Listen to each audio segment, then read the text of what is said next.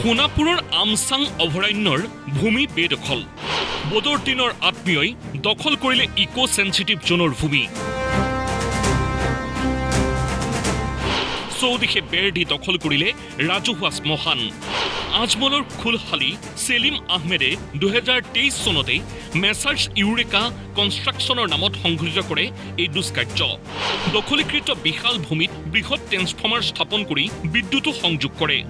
সম্প্ৰতি সোণাপুৰৰ পাতৰকুছিৰ এই স্থানত হাবিৰে আৱৰা অৱস্থাত আছে প্ৰৱেশদ্বাৰ সমগ্ৰ বিষয় সন্দৰ্ভত এই পৰ্যন্ত হোৱা নাই কোনো তদন্ত APWA সংবাদমেল যোগে এই বেদখলৰ কথা পোহৰলৈ অনাৰ পিছতেই এতিয়া সৰব হৈছে ডিমৰীয়াবাসী নন KDSTL ভূমি ক্ৰয় বিক্ৰয়ত চৰকাৰী বিষয়া কৰ্মচাৰীও জড়িত থকাৰ সন্দেহ স্থানীয় লোকৰ আজি 2-3 বছৰৰ পৰাই কোনোবা বোলে সেলিম আহমেদ আজমলৰ ৰিলেটিভ হয় এইটো আমচং এৰিয়াত তেখেতে আজি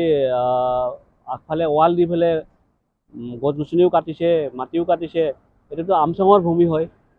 কেনেকৈ ল'বলৈ পালে সেইটোহে নজনা হাতৰ হ'ল সেইটো ৰাজহুৱা শ্মশানে আছিলে আমি মানুহ জ্বলাইছোঁ তাতে কিন্তু আজি 4 বছৰৰ পৰা আমি তাতে সোমাবও নোৱাৰোঁ আৰু ডেড বডি জ্বলাত কিছুমান মানুহৰ ওপৰত কেছো দিছে কোনে দিছে এইটো কেছটো কোনে দিছে সেইটো নাজানো কিন্তু কেছ দিছে এই ভূমি কেলেংকাৰীৰ উপযুক্ত তদন্ত কৰিলে বহু ৰৌ বৰালিও জালত পৰাৰ সম্ভাৱনা আছে সোণাপুৰৰ পৰা কমল কৃষ্ণ ডেকা ৰিপৰ্ট প্ৰতিদিন টাইম